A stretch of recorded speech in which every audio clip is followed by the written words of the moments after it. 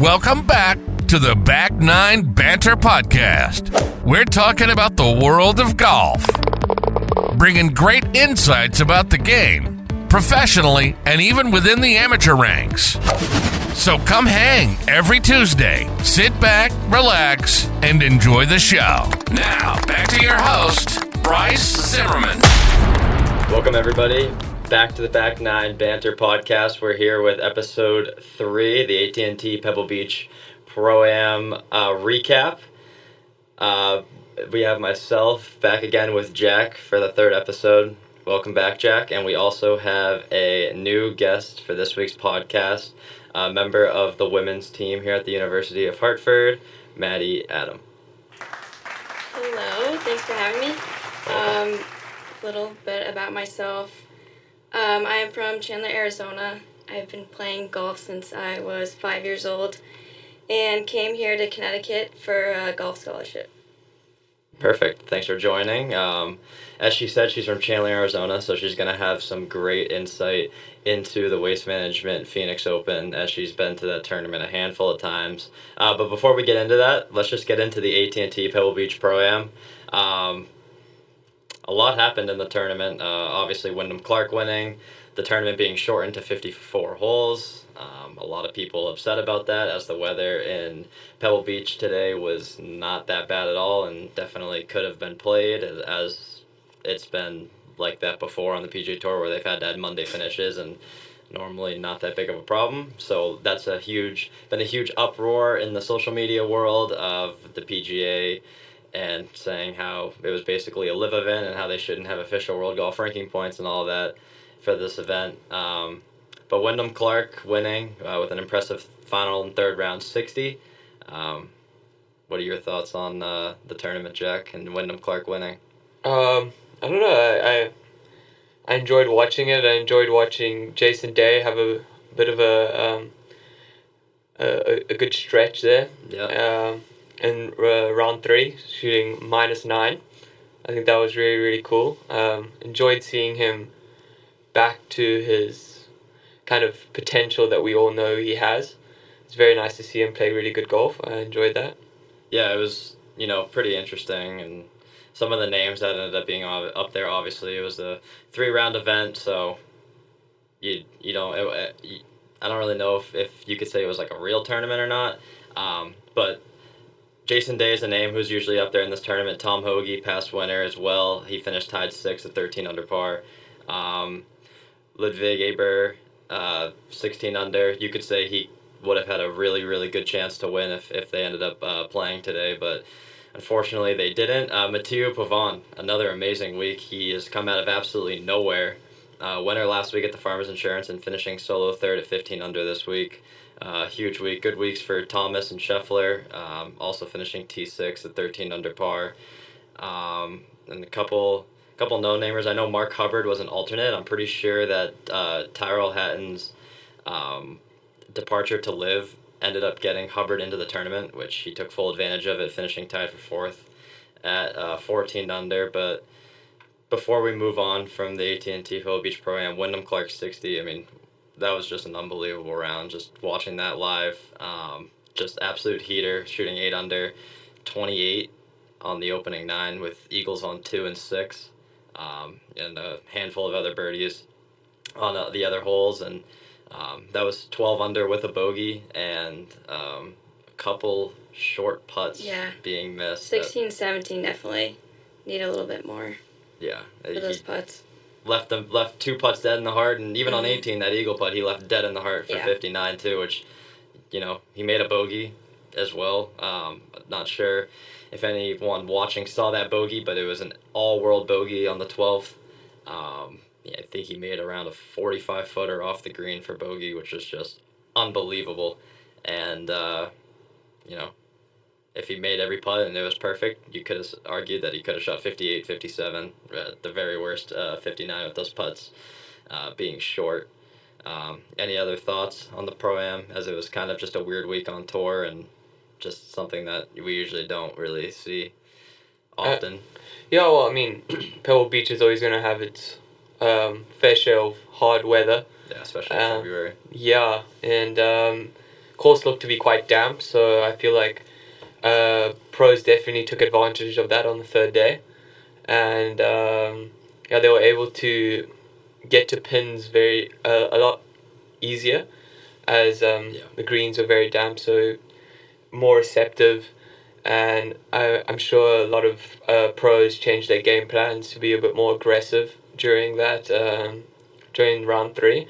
I mean, you can see tons of low rounds there on the third day, 60, 67, 66, 65, 63. Honestly, yeah, I think they played very, very, very, very well. I enjoyed watching round 3 a lot. Yeah, me too. It's always a good event watching all those guys play Pebble Beach. Obviously, it plays a whole lot different than it would if a U.S. Open's being hosted there. But yeah, it was really interesting with how soft it was. You knew the scores were going to be low. I was watching a couple of the highlights on the 7th hole, that short par 3. They played it at 99 yards in the third round, and a lot of those guys were landing at about 110, and a couple people hit the stick, and I saw there was a lip out from Adam Shank, I believe. So a lot of good golf this week. But our picks from last week, Bezatenhout finished 9 under. Tied 20th. Tied 20th. Yeah. I chose Spieth, and he didn't have too good of a week. He finished 6 under with rounds of 72, 69, and 69. One of these weeks we'll get the winner in one of the events. It could be this week. But before we get any further, we got to talk about Live Golf.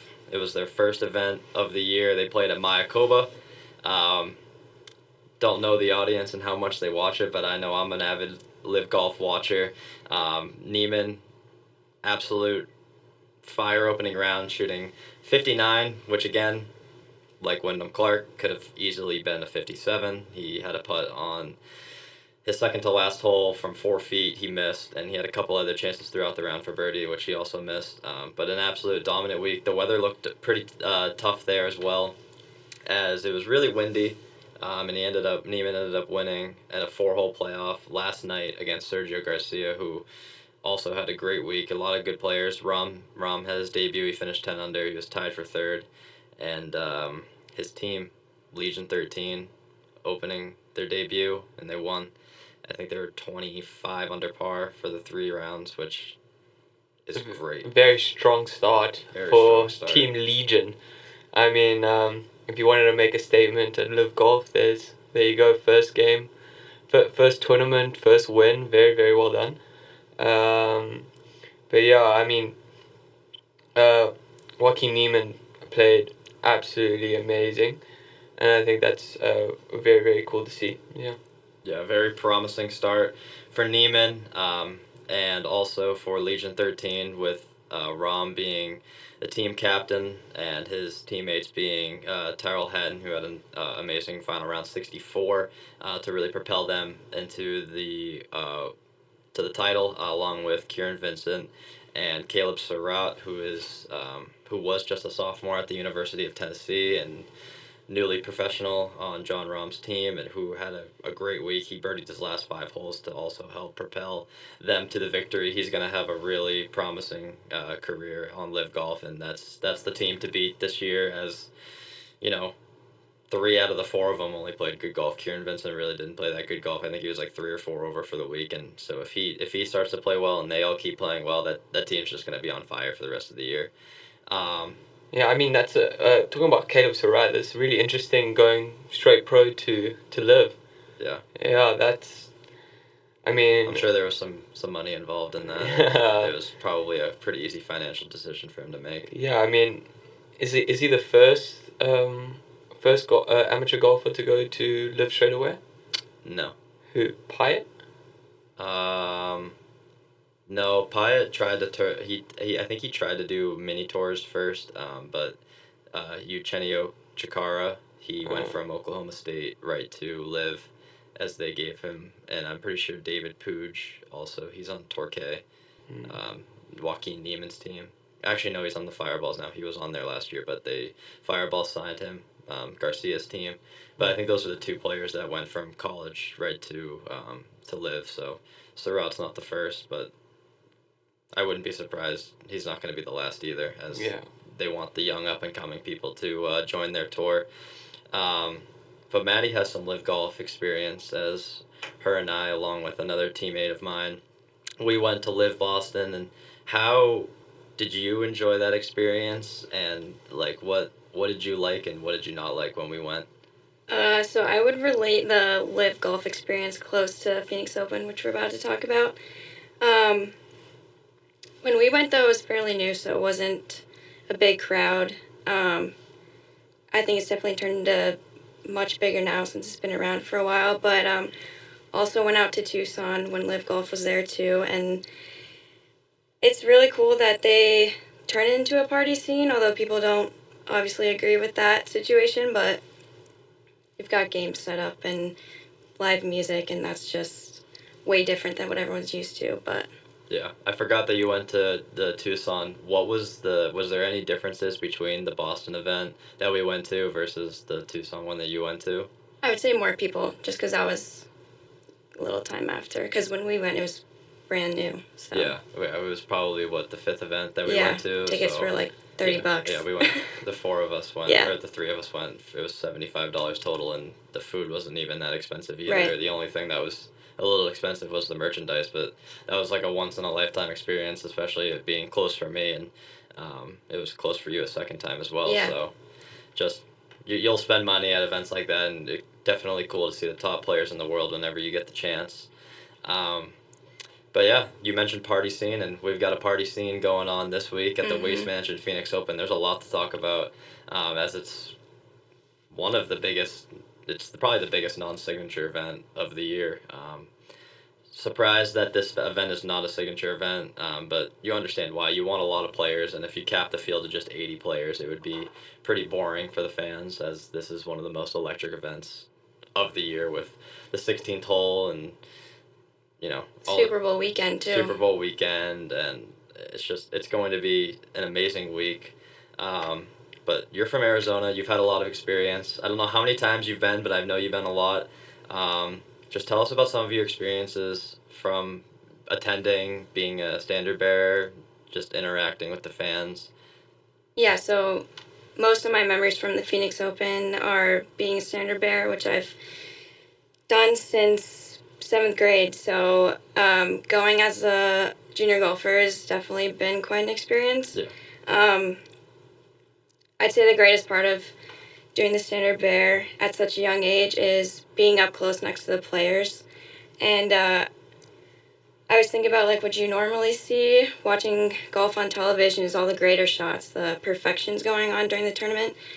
Whereas standard bear, you're following the group the entire time, so you can see them hitting some bad shots, some imperfections, and then kind of see how they react to that and how they try and bounce back. So I think the coolest part about being standard bearer is being able to just be inside the ropes with them and see what it's like to be a professional golfer. Yeah, for sure. I'm sure you've had a lot of great experiences. When you did the standard bearer, did you ever get anything from any players, any notable players? Yeah, so almost every single time at the end, we wait in the scoring area, and usually you can get like a signed golf ball from players in your group. So that's always cool. I've got a little trophy case of them, signed golf balls, but... Yeah. Now, you said you've been since 7th grade. Obviously, the last couple of years you haven't been able to attend because we've been here at school. Yeah. Have you ever been, as any of the years that you ever been to, have you ever spent any of the days on 16, just for the entire day?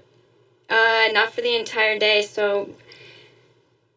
The craziest hole is obviously 16. Everyone knows about 16. The Waste Management logo is the outline of 16. Thursday is really the only day you can kind of not be there early and kind of show up. If you're there on Friday and Saturday, you got to get there at 4 a.m. and wait for them to let you in to go get on 16 because it's a party. I've seen those videos throughout the years of people just lining up at the gate, and as soon as they let them in, they just bolt right to 16. Yeah. That's where everybody wants to be. But with Super Bowl being on Sunday, you have a little bit of a better chance, even though it's the final day. But I'd say on Sunday, because it's in Scottsdale, a nice area, got huge crowds, lots of people with a lot of money. I'd say you get a lot of crowds of people who don't know golf, and so Sunday is kind of the day where the people that are passionate about golf kind of get to be around. So Sunday's more of a less party scene, and so Sunday's like one of the greater days to go, in my opinion. Yeah, for sure. Obviously, we've mentioned it's one of the craziest places, atmospheres to be in, and you've always got all the drunk people and everything. But is there, from your experiences of you being there, do you have a crazy story or anything like super crazy that you've experienced? And like, because obviously you don't see some of the things that happen at a normal tour event that you do at the Waste Management. Like you were saying, just lots of bad behavior going on, but I've definitely heard the screams when there's been streakers, but I haven't seen one myself. But crazy experience, like personal to myself, after one of the Standard Bear times I went on Thursday, I was actually waiting in the scoring tent afterwards, trying to get to see some other players close up, and Ricky Fowler had just finished, so after he signed his scorecard, me and my friend were waiting to get a picture, and we did get our picture, but the volunteer that was taking our pictures, his fingers covering me in the picture, so, and that was the year that he won, so unfortunately it was a golden picture, but can't quite bring out that I was even there. Yeah. We'll get that picture from Maddie and put it up on the screen for you guys to see when this video goes out. It's a funny picture. It's laughable now, but there's been a couple hole-in-ones on 16 the last couple years, the years that you haven't been there. So I've also mentioned to you that you're the curse, that there's no hole-in-ones that are ever made when you're there. So there's obviously going to be a hole-in-one again this year. Do you think that? Oh, 100%. Yeah. Like you said. Yeah. Do you think there's going to be a hole-in-one this week, Jack, on 16? I put my money on it, yeah. Yeah, I think there's going to be another one this year, too. Especially one of the rounds they usually play from, like, inside 130, and it's a full field event. Yeah. And last year it was 2 in one day, right? Both of them were on the same day? I don't remember. I don't remember. I know. But the footage is crazy, watching everyone throwing their drinks on the green and everything. Yeah. That's what makes that tournament the best, when someone makes a hole-in-one and the place just goes absolutely ballistic. How long do you think it takes for them to clean all that up? They definitely got to stop play for a second. Yeah. Because, there's hundreds of beers in the bunker on the green. Yeah. Because imagine, like, they leave a couple beers out and then your ball ends up in an ultra. Yeah. Like a Mikkel Ultra. Like, imagine that. Yeah.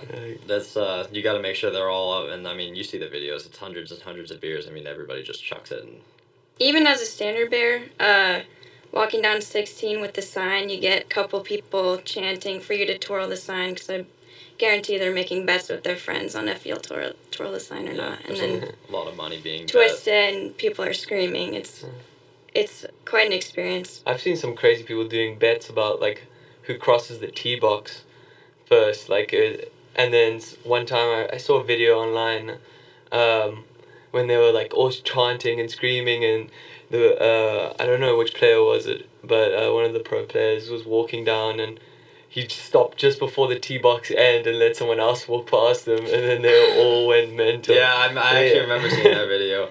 I remember what you're talking about, and I saw a video. There was a video of the Century this year of Jordan putting, and he was like, I can hear. I don't care that you're betting, but just make sure I can't hear you, because I think he was, like, standing over a putt, and they were, like, betting, like, $5 whether or not he's going to make the putt, and they were, like, talking at, like, a decent volume where they could hear him. But it just goes to show how, like, people are invested and will bet on literally anything for, like, any sporting event.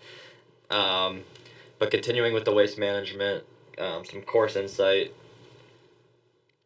Any people to look out for? Have you played the course? I actually have. TPC Scottsdale's got Stadium and Champions course. Yeah. I personally think Champions is much harder to play than Stadium, but I have played it, although without the stands it looks completely different. But it's definitely a playable course. I can see scores reaching -20, I would think. There's a couple people that are in their home turf, so we could see people having some good scores, just being used to Arizona conditions. there's always a chance of frost delay in the morning, but by noon it's 75 degrees. So Yeah. that's a little different than some other tournaments, but I don't know. I'd say Tony Finau's out in Arizona quite a bit with Boyd Summerhays being his coach. He's from Utah, but he spends a lot of time in Arizona. Joel Damon, and he set quite a party last year on 16, but Yep. yeah, he lives out in Scottsdale, so I've got Ches Reavie. Yep. Past champion, right? No, he was in the he went in a playoff with Gary Woodlands. Yep, he was in the playoff. Yeah. Yep. But yeah, Ches Reavie's actually either he lives on the course or right in that area, so he's out there quite a bit. Yeah, a lot of experience. Yeah, and obviously he's had a good run before, so hopefully I'd like to see him do something. He's a great player. Yeah. I was just like looking at some past champions, and obviously Scheffler's won the last 2 years, so you can't count him out for a three-peat. Right. He's been playing good golf for years now, and Fowler also. I mean, I'm a huge Ricky fan, and Ricky seems to always play well here. You mentioned Gary Woodland. He's obviously coming back from his brain surgery, so he had his start at the Sony Open, so it'll be interesting to see. Hope he makes the cut this week and get a little groove on. And Hideki too seems to be someone who plays relatively well at the waste management. Yeah, he's already won twice too. Yeah, and but Scheffler, I think he's got to be the favorite this week. Just he tied for 6th last week at the AT&T. He was 13 under par, 2 years in a row winning. I think it's someone that you definitely can't count out. Anybody you're looking for this week, Jack? Oh, I see Kristen Bezenhutz there. Yeah, love to see that. We also got Garrett Higgo. Yeah. Yeah. Last year, he won in South Carolina, I think. 2 years ago, I think. Yeah, 2 years ago. Yeah. Yeah, so he's won there. But I also see as an alternate, Robert McIntyre. He's second on the alternate list. Yeah, there's a good chance he could get it. So hopefully he gets in. I love seeing Robert McIntyre play. He used to play a lot at I have a home course in Scotland that I play, and he plays there quite a bit. I know he said in one interview that it was like his top 5 courses that he's ever played. Macarianish Golf Club, play there quite a lot, and it's cool to see him on TV and playing golf. But yeah, I think we got Eric Van Rooyen as well. Is he? No. Yeah, I think he's in the field this week. Yeah, I think he might be. And then also Ryan Fox, New Zealander. I know he's one of your top guys. I mean, he's a great DP World Tour player. I mean, I don't know what his ranking is, but it's mainly always top 5, top 3, top 4. I mean, he's a great player. I mean, I think his dad was a rugby player, or his uncle was a rugby player. So, yeah, I mean, great to see Ryan Fox. I mean, he's built like a rugby player. I mean, strong guy, hits the ball miles. But, yeah, I love seeing Ryan Fox play. He's got a bit of a unorthodox looking swing, kind of, but really squats in there and can generate a lot of power through his legs. So, yeah, I mean, yeah, those are the kind of people I'm looking out for. Yeah. You can't ever count Jack out for giving you updates on the international players that play on the DP World Tour. Is there anybody non-international that you're looking for? Any U.S. natives that are playing this week? I mean, not really. I mean, it's not really. I mean, Ricky Fowler. Yeah. It's cool to see him past champion there. I mean, he seems to really like the course and the layout and everything. So, yeah, it'll be cool to see him play. Who else do I have there? Akshay Bhatia. Yeah. It's going to be really cool to see him play. Yeah, I've been following. First time ever playing the Phoenix Open, so. Yeah, I've been following a lot on social media ever since. Me as well. Ever since they did, I think World Sports or like Total Sports something, did like a video about him, like because I think he was ranked top amateur in the world at one stage. Yeah. And they did a video about him and saying like how he practices and his day-to-day life, and that he wasn't going to go to college, that he was just going to stay and try go pro straight out of a high school, just because that's the decision that he made, and it's a respectable decision. I mean, he's just been grinding it out on the Corn Ferry Tour. Yep. Did very, very well first season on the Corn Ferry Tour, and it's really cool to see him now. He's a PGA Tour winner as well. Yes, so yeah. I mean, it's really cool to see the growth of how amateurs don't necessarily always have to go through the golf the college golf system, and except just go straight pro and really grind it out. Yeah, You know. absolutely. So let's get our picks solidified for this week. I'll start with Maddie. Who are you going to go with as your outright champion? I would like to see Max Homa do it. He's kind of close to home, and I think he's got a chance. Yeah, always. You can't ever count him out. Jack? Gotta put Christian Bezuidenhout top 10. 100%. Gotta love to see that. Well, he's got to bounce back. You said he was the lock for top 5, and he was tied for 20th. So I said. This is his time. I think I said top. No, Bo Hosler. I said top 10. I think. Yeah, but you said Christian Bezuidenhout top 5. Yeah, but okay, top 5 lock. Christian Bezuidenhout. Gotta love him. All right, Akshay Bhatia. I would really like to see him in one of these big events. Yep. Show up. I mean, it was cool seeing him.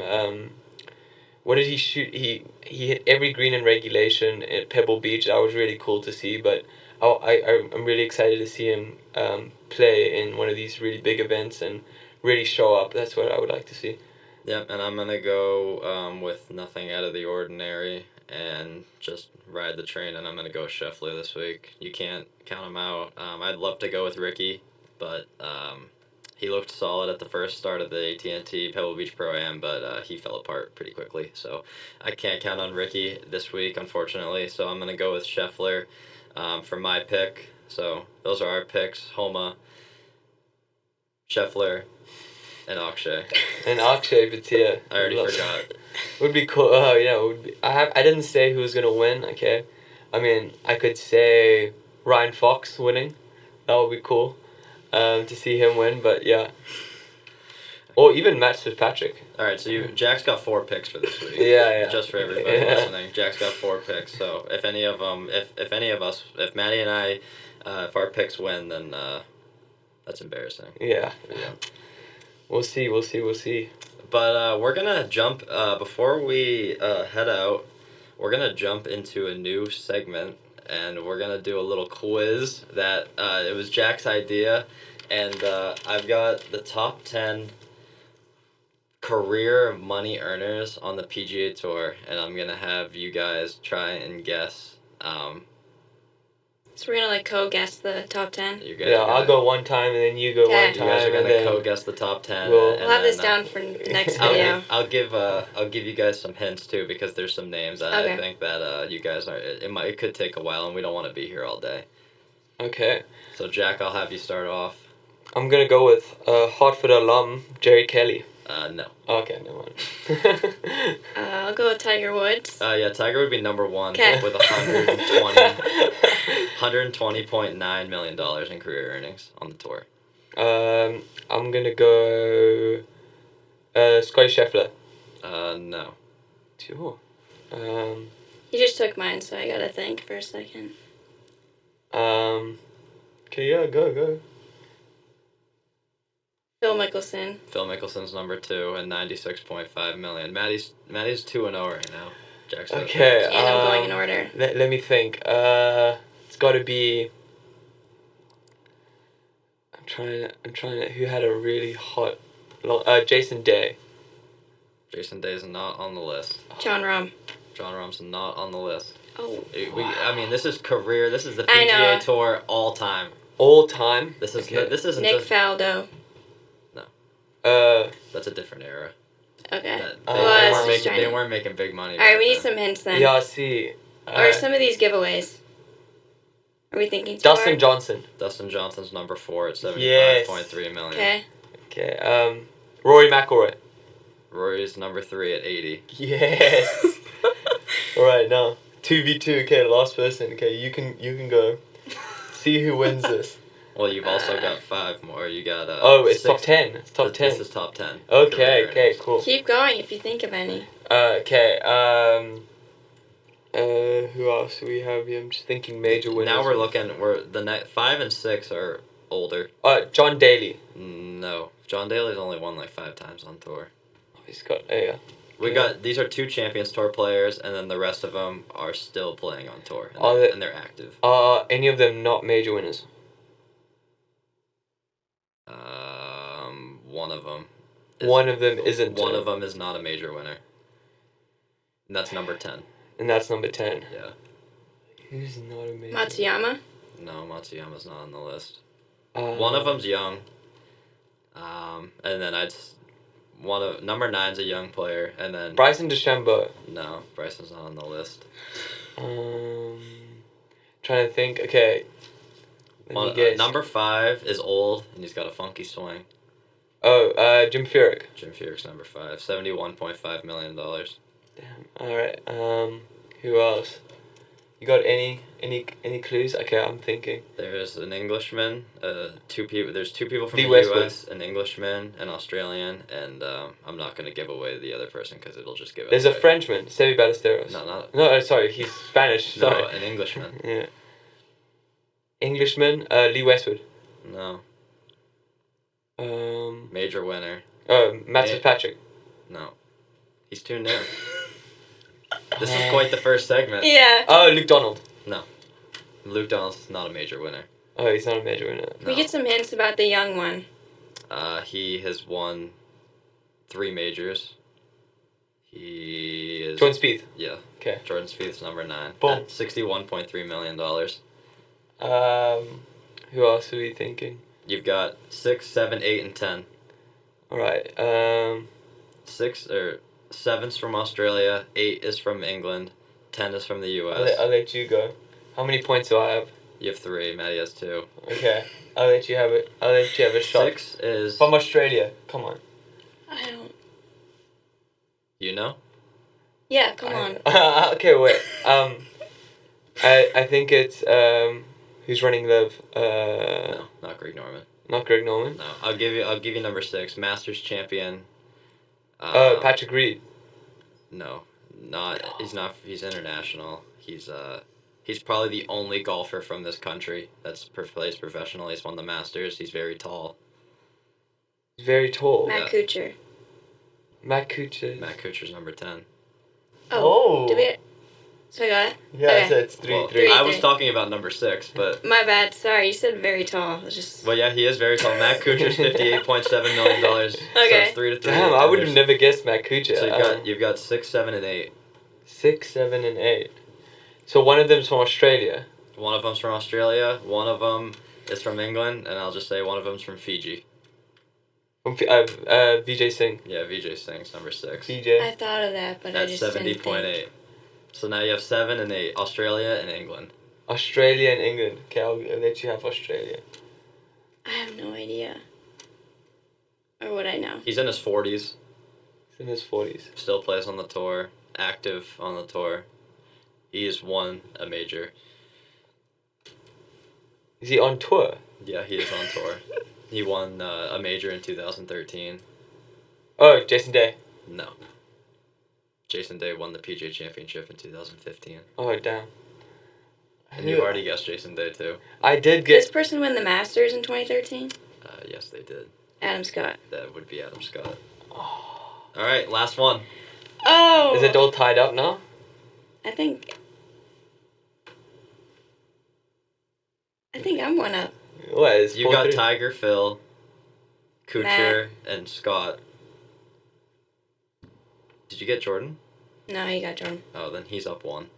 Oh, 2 more to To go. tie. Alright. So there's 2 English people, No, right? just 1. One. Just one more. One more. One English person. Just 1 English person. He's number 8 on the list. He's a major champion. He's a major champion. Yep.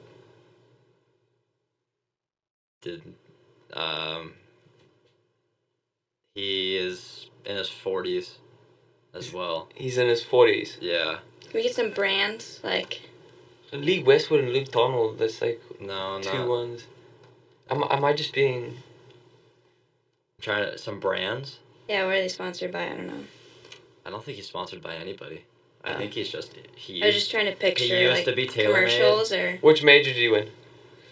The U.S. Open. The U.S. Open. He did win the U.S. Open. What year? 2013. 2013. It was at Marion. Who is this? The course with the hickory baskets as the flag sticks. He beat Phil Mickelson. He beat Phil Mickelson. Yeah. what does it start with? A J. A J. This is bad, isn't it? This is bad. Is this this is bad? bad. J. We might not ever do another segment ever again. Dude, J. Who's J? H? What's the surname start with? Like the last name? Yeah. R. R. J R. I might need to just get some new co-hosts. Yeah. Who's J R? John Rahm. No, John Rahm's Yeah, Spanish. I know, but that's Jay. Okay. He's in his 40s. He won the U.S. Open. He lost in a playoff at the Masters in 2017. In 2017, he lost in the playoff in the Masters. Yeah. Who? Danny Willett. Oh no, that's not J R. Oh no, sorry, I'm confused. Wait. $61.9 million career earnings, U.S. Open winner. He won the AT&T Pebble Beach Pro-Am last year. Last year. Yeah. Lee Westwood. No, it wasn't Lee Westwood. This is so bad. This is so bad that we. It'd be a J-U would be the first two letters of his name. Justin Rose. Yeah, it would be Justin Rose. I was thinking of that, but... How did I not? Oh gosh. Okay, we tied. Tied we 5-5. No one won. All that. Okay, pain wait. and suffering. Search So, yeah, 11. we need- Search 11. Search 11. Alright, yeah. 11. We need a tiebreaker. All right, we'll do We it. have some We're doing time. a live tiebreaker. Live tiebreaker. Gosh. We're gonna need a hint, though, if it took this Yeah, long. for 11. No, I think you can guess this. Okay. Has it been said? Give us. Yeah. It's been said. Yeah, it's been said. All right. Europe or American? Europe. Europe. Well, not American. Lee Westwood. No, I don't know what your obsession with Lee Dude, Westwood. Luke Donald. No. Luke Donald's 35 on the list. Okay. More hints. And I can't even find Lee Westwood. Okay.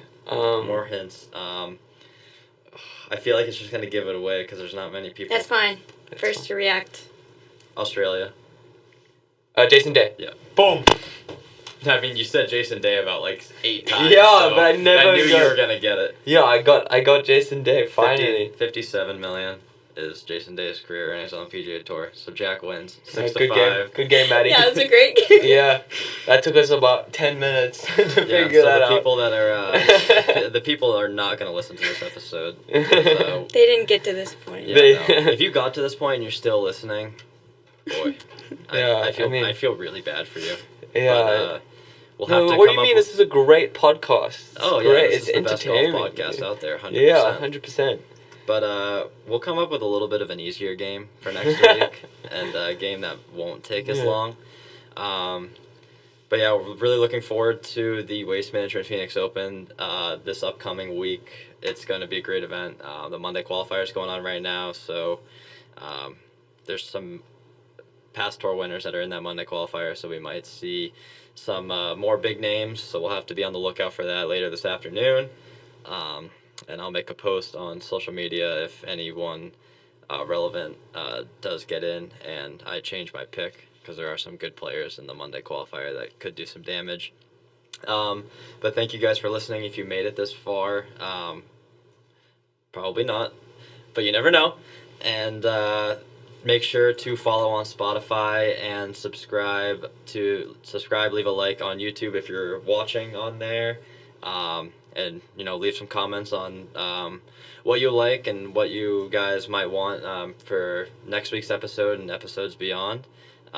Thank you, Jack, again for joining. Much appreciated. Always love your insight on the international players. And everyone go follow the Instagram. Go follow the Instagram. Yeah. Oh yeah, we just started the Instagram too. Back Nine Banter. Back Nine Banter Pod. Yeah. We'll Back have- Nine Banter Pod. Yeah, Go check that out.